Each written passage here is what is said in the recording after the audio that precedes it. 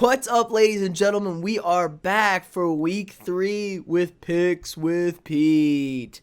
That's right. We did a lot better last week. We went 7-8. I think we're starting to get into a groove here, figuring out these teams with the no fans with the pandemic thing. So 7-8 last week, bringing our total up to not great. It's not great, but we're 12-19, but we're getting better. I think this is a week we're going to do kick some butt, and we're really going to get things going. But let's get it started here. Texans at the Steelers. Steelers -4. Love this pick. Steelers have 4 of the top 6 quarterback hurried pressures on their defense of players. Houston has 0 offensive line. Deshaun Watson's been running for his life. Baltimore abused them up front. Kansas City abused them up front. And Pittsburgh arguably has the best QB rushers in football. I love Pittsburgh to dominate the line of scrimmage, really make Deshaun Watson struggle. Pittsburgh wins this game, and I think they cover -4. Okay, next game. Tennessee at Minnesota. What can I say about my Vikings and their defense?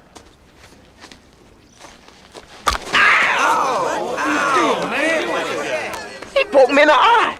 Captain Insano shows no mercy. It's just terrible. 30th ranked defense. They're the 32nd ranked passing game on offense. Kirk Cousins had a 15 quarterback rating last week, which is unfathomably bad. I mean, Thielen's the only person that can catch the ball, it feels like, in the wide receiver core, or the only person we trust. We have old, stale plays with Gary Kubiak. The run game can't get going because we're always behind because of the defense. The defense is averaging 8-minute drive, 12 plays, 8-minute drives against them. That's horrible. You can't control the clock. You can't run the ball when you don't have the ball. So I think it's a disaster. Tennessee's 2-0. They didn't really run Henry much last week. They spread it open, went to Jonnu Smith a lot, the tight end, threw some to Corey Davis. I like the Titans here, -3. I think the Vikings are a dumpster fire. I'd be very, very surprised if the Vikings make this game close. Okay, Bears at the Falcons. Falcons threw away that game against the Cowboys. Absolutely embarrassingly bad with that onside kick. And, you know, the Bears really couldn't put away the Giants. Even though Giants lost Saquon Barkley in the first quarter, Bears couldn't put them away. Let the Giants stick around all game. Giants almost had the comeback win. The Bears had the large comeback against the Lions week 1. I don't really trust the Bears here. I don't think they're going to be able to score with Atlanta. The defense has been so-so. They haven't played any good offenses, really. The Falcons' defense is a dumpster fire, but let's not act like Mitch Trubisky's lighting anybody up back there, because he's sure as hell not. So I like the Falcons to bounce back, -3.5 here, because if they don't, Dan Quinn's probably out of a job come Monday morning.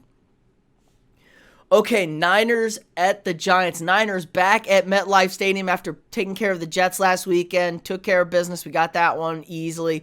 But in the process, the Niners lost their entire football team. They're all dead. I mean, we lost Jimmy Garoppolo, we lost Nick Bosa, we lost Solomon Thomas. George Kittle's not going to play this week. What's his face? Raheem Mostert's not going to play at running back. Tevin Coleman's out at running back. So, Jesus, they got a carousel of characters back there. Nick Mullins is starting a quarterback. Giants lost Saquon, but looked okay. Kind of managed some offense. Sterling Shepard is out this week, I believe, so that's a big loss for their offense. He is their leading receiver. But I like the Giants getting 3.5 here because, honestly, the Niners have nothing in the kitchen cabinet right now as far as offensive weapon. Going to be a low-scoring slugfest. Niners probably win this game by a field goal. Don't be surprised if the Giants win this game, though, because I think the Niners are way too beat up. Okay, Vegas at the Pats. Super Cam fell just short of the goal line in Seattle after a very strong performance, and I know he hates to see that. There's no moral victories, he said this week, but I think it was a moral win because a lot of people expected this team to be tanking. 8 starters opted out on defense, and the Patriots have been awesome. Raiders coming off a huge monster emotional win on a short week. Monday night, opened up their first game in Vegas, beat the Saints. Nobody saw that coming. And I think they're flying high. They're 2-0. And their defense doesn't get beat over the top a lot, but doesn't do a great job stopping the intermediate route. They're giving up about 6 yards per play. And, you know, Cam in New England, they can't beat you over the top, but they're going to pound you for 6 yards every play. So that's why I think it's a perfect matchup for the Patriots. I like the Patriots here, -5.5. I think Super Cam and the Patriots got something cooking there, and they take care of this dub. Okay, Cincy at Philly. I've been going back and forth on this one. Pretty decent line here. Joe Burrow's looked actually pretty strong on Thursday night, short week against Cleveland. He was running for his damn life. Threw the ball 61 times. That's the most of any rookie since 2001. And I don't understand this. They have Joe Mixon. Cincinnati needs to run the rock. I'm not sold on Zach Taylor at all. But Carson Wentz and Philadelphia have been a real issue. They got smacked around by the Rams. They blew the lead to the Washington football team week 1.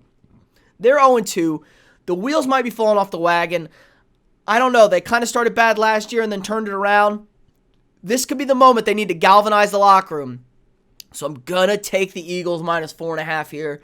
But I don't love this bet at all. Got to pick it, though. Got to pick this game. I don't want to touch this game. The wheels could fall off of Philadelphia real quick, and Carson Wentz could be looking for a new home. I don't know how tight that locker room is. I've been questioning it for the last 2 years since they won that Super Bowl. Huge game for the Eagles.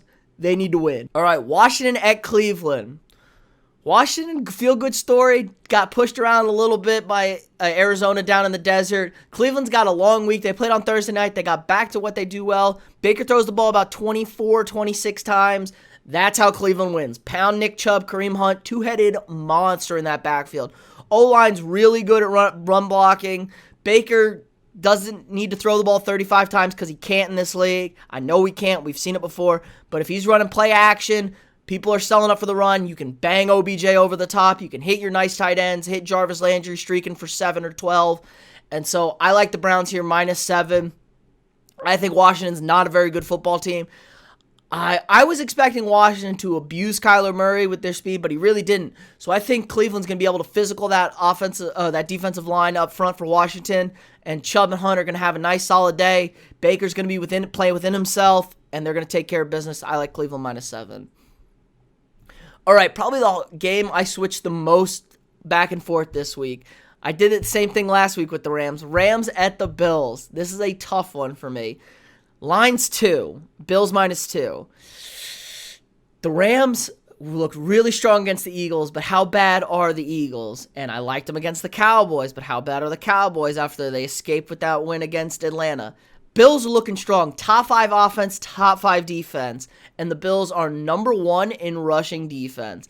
Rams aren't going to be able to run the football against them, and that really is going to put the pressure on Goff to throw the football against this Bills secondary. Tre'Davious White, outstanding corner, arguably the best in the game right now. On the road, long trip from LA to Buffalo, probably as far as a trip you can get in this league. So I'm going to take the Bills, minus 2. Josh Allen leads the league in plays of 20-plus yards downfield, throwing the ball. Stephon Diggs, your leading receiver in the NFL. I hate to say it, Stephon Diggs was right. And, the Buffalo Bills, I think, are going to win this game. But I'm really iffy on this game. Been going back and forth. I do like the Rams a lot this year, but I think the Bills are a better team, and I think they get the job done at home here. Okay, trap game. This line is ridiculous. I hate this game. This line opened at Jets plus 7. The line is now 11.5. They're begging for people to bet the Jets at the Colts right here. And I have to take the Jets plus 11.5. It's just too big of a line. They're an NFL team. I know the Jets are down 2 receivers. The Colts looked a lot better against the Vikings, but like I said, the Vikings are terrible. The Colts didn't look good against the Jags, who didn't look good last night against the Dolphins. So, I don't know. It's the NFL. The Jets might win this freaky game. They're down receivers. They're down running backs, the Jets, but this number is too big. Colts probably win this game by 10. 11.5, way too big of a line. Don't love this game at all, but I got to take the Jets getting so many points. Way too big of a number for me to swallow. Okay, Carolina at the Chargers. Carolina lost McCaffrey for 5 weeks, but they actually looked pretty decent once he left. They diversified the offense a little bit, not so run-heavy. Teddy Bridgewater dink and dunk. Made it a little tight against Tampa Bay, whose defense is really, really something good. The Carolina defense, not great. And I don't know if they're actually tanking. Are they not tanking? Who knows? Again, I'm a little suspect on Matt Rule's play calling with Joe Brady. I know they're both doing the offensive thing. Not a huge fan of it so far in the NFL. Justin Herbert's getting the start. He got the surprise start last week because Tyrod Taylor's team doctor punctured his lung before the game, shooting him up. That's a whole story. And at least the man's probably going to secure the bag. I feel bad for Tyrod Taylor. He's got some tough luck in this league. But Justin Herbert's getting the start. Everyone knows it. He looked pretty sharp against the Kansas City Chiefs. Now, the Chiefs probably underestimated him coming in on a spot start, but really looked strong. He dumped it off to the running backs good. Mike Williams was back, threw it to his receivers. Looked calm and cool under pressure. Showed his athleticism a little bit with running for a touchdown. I like the Chargers here, -6.5. I'm just not sold on the Panthers, and I think the Chargers are trying to pick up a dub right here. Okay, everyone's probably favorite game of the week. We have the Cowboys at the Seahawks. Russell Wilson's on a mission to win this MVP. He's dominant. He's tearing things up. Now, I know, Cowboy fans, I know you're going to be talking about, oh, but we came back. Dak's the man. Dak's the man. They had so many fumbles last week. Dak came back against a terrible defense that kind of quit, and then they got super lucky on the horrible onside kick. I don't buy this offense. I don't at all. They don't seem to score when they need to against good teams, and I don't think they can keep up with teams that are scoring points left and right. Now, I know Seattle's defense is terrible in pass defense. I think they're the 32nd ranked pass defense. They're bad. They can't stop anybody. But Russell Wilson's going to torch up this Cowboy defense. Jalen Smith is kind of going to that point where we thought he might because of the knee. I don't know if it's the knee. Maybe he's just regressed. But the Cowboys defense can't stop anybody. They don't get much of a pass rush. Russell Wilson's going to carve them up, and I don't think the Cowboys and Dak can handle that pressure of having to constantly score against the Seahawks. Because Mike McCarthy came out this week and said, we're going to try and outscore them. No, dude, you need to control the rock with Zeke and keep the ball out of that bad man's hands. So I like the Seahawks -5 here. Don't think the Cowboys can keep up with the Sea Chickens. All right, back to the desert. The Lions, bad football team, at the Cardinals. Lions were close in the first half. Great first half team. You know, they were down 3 to Green Bay after they missed a 58-yarder at the end of the half. And it was like, okay, maybe they're close. Nope, first play of the half, 75-yard touchdown run from Aaron Jones. And that's all she wrote. Lost the game 42-21. Just awful from the Lions. So bad. They're not good. They're a train wreck in the second half. And Kyler Murray and the Cardinals are a lot better in the second half than the first half. They've scored 65% of their points in the second half. So I love Kyler Murray and the Cardinals here, -5.5. Kid's a freak. He's so good at football. I don't know how the Lions are going to stop him. He runs around like nobody's business. He's like juking left and right. He's a human joystick. Him and Lamar, man, super impressive to watch quarterbacks run like that. Two very different styles, by the way. And, you know, DeAndre Hopkins is going to do DeAndre Hopkins things. Bill O'Brien, GM of the year for trading that guy away. So, I like the Cardinals -5.5 here. I think they win this game easily. All right, game I love. Tampa Tom and the Bucks are out in the mile-high city of Denver. Now, Denver lost my boy Drew Luck to an AC joint sprain and Cortland Sutton to an ACL injury. And now they got Jeff Driscoll at quarterback. Jeff Driscoll's not good. The only thing they have going for them is a strong running game behind Melvin Gordon. I think Philip Lindsay's going to be back this week. He's a game-time decision. But Tampa Bay's defense shut down Alvin Kamara, and they absolutely shut down McCaffrey last week. So they actually got a really good run defense up front, and they make you make bad throws into the defense, force some turnovers. Jeff Driscoll's not going to do anything. I love Tampa to cruise right here. -5.5, easy pick. I think the Buccaneers are starting to get things figured out on offense, and I think it's going to be an easy game. Okay, the Sunday night game, the Packers at the Saints. This game makes me want to vomit because, God, I hate both these teams more than anything. I don't even think I'm going to watch it. No, I'm just kidding. Of course I'm going to watch it because I'm a gluttonous for pain. Saints looked awful against the Raiders, honestly. Drew Brees is as old as can be. He's showing his age. He can't move the ball downfield. You can see it processing in his mind what he knows what to do, but his body can't do it. And it's kind of sad. He's really, really not got it anymore. They're going to have to rely on Alvin Kamara in the run game.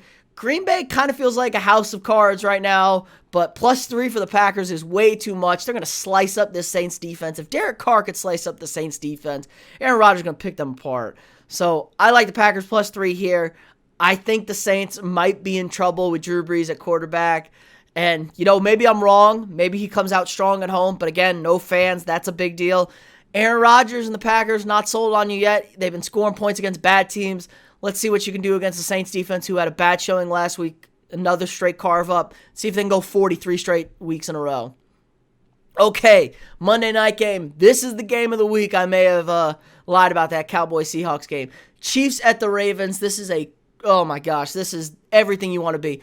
Probable AFC Championship game preview. I don't know, maybe. Definitely a playoff matchup preview if all things go the way we want them to. Chiefs getting 3.5 points here. Huge, huge number. Chiefs looked flat as could be against the Chargers last week. Came back, big man Bucker banging 58-yard field goal after 58-yard field goal to catch the dub. Really impressed with the Chiefs' comeback there. I think they bounce back here. The Ravens are so good, so fast. They look like they're on a mission to redeem themselves from last year. Dominated the Texans, dominated the Browns. But I think the Chiefs come back here, make this a close game. This is going to be so much fun. Everyone needs to tune in Monday night and watch this thing. It's going to be two great young faces in the NFL at quarterback, Lamar and Pat Mahomes. It's going to be a slugfest. We're going to have back and forth plays being made, offense, defense, special teams. I like the number here. Plus 3.5 for the Chiefs. Feels too big for Patty Mahomes and Andy Reid. All right, that's going to do it for us this week. Hopefully we do better this week. I think we're finally getting these things nailed down. Again, if you like this video, share it, subscribe to the channel. I appreciate everyone tuning in, and I'll see you all next week.